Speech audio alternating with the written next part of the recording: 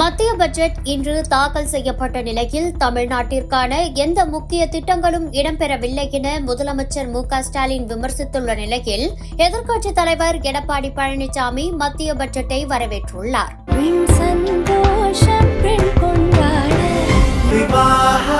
மணப்பெண்ணின் பிரத்யேகமான திருமணம் விவாஹா தி Chennai silks.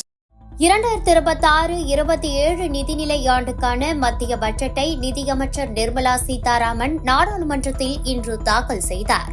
Budget தாக்கல் செய்யப்படுவதற்கு முன்பு தமிழக முதல்வர் ஸ்டாலின் விடுவிக்கப்படாமல் நிறுத்தி வைக்கப்பட்டுள்ள 3,548 கோடி ரூபாய் கல்வி நிதி, கோவை மதுரை மெட்ரோ ரயில், ஜல் ஜீவன் திட்டத்துக்கான 3,112 கோடி ரூபாய் நிதி, புதிய ரயில்வே திட்டங்கள், ஒன்றிய அரசின் வரி வருவாயில் மாநிலங்களுக்கு 50% நிதி பகிர்வு ஆகியவற்றை பட்ஜெட்டில் எதிர்பார்ப்பதாக ட்வீட் செய்திருந்தார்.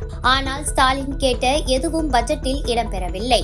தமிழ்நாட்டுக்கென்று 2 அதிவேக ரயில் வழித்தடங்கள், ஆதிச்சநல்லூரில் கலாச்சார மையம், பொதிகை மலையில் ட்ரெக்கிங் சுற்றுலா மேம்பாட்டு திட்டம், அரிய வகை கனிமங்களை ஆய்வு செய்ய மையம், பழவேற்காட்டில் பறவைகளை கண்காணிக்க 3 புதிய கண்காணிப்பு கோபுரங்கள் ஆகியவை பட்ஜெட்டில் அறிவிக்கப்பட்டிருந்தன.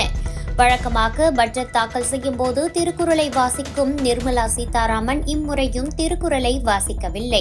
இதுகுறித்து முதல்வர் ஸ்டாலின் தனது டுவிட்டர் பதிவில், தமிழ்நாட்டின் நலன் முற்றிலுமாக புறக்கணிக்கப்பட்டுள்ளது. மாநிலங்களுக்கான வரி வருவாய் பகிர்வை 50% அதிகரிக்காமல் 40% தொடரும் என்று அறிவிக்கப்பட்டுள்ளது. இதர வளர்ச்சி அடைந்த மாநிலங்களை காட்டிலும் குறைவாகவே அளிக்கப்பட்டிருக்கிறது மிகவும் வருந்தத்தக்கது.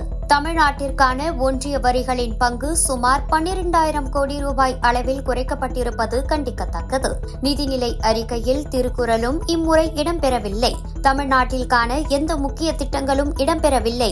மொத்தத்தில் ஏமாற்றம் என்று முதல்வர் ஸ்டாலின் அந்த பதிவில் தெரிவித்துள்ளார்.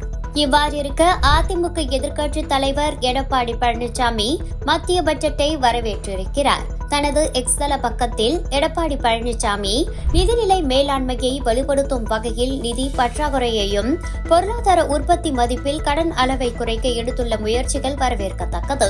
ஜவுளி மேம்பாட்டு திட்டம் திருப்பூர், கரூர் போன்ற பகுதிகளுக்கு பயனளிக்கும். சிறு குறு தொழில் வளர்ச்சி நிதியாக ரூபாய் 10,000 கோடி ஒதுக்கீடு போன்றவற்றால் தமிழ்நாடு பயன்பெறும் என்று வரவேற்றிருக்கிறார்.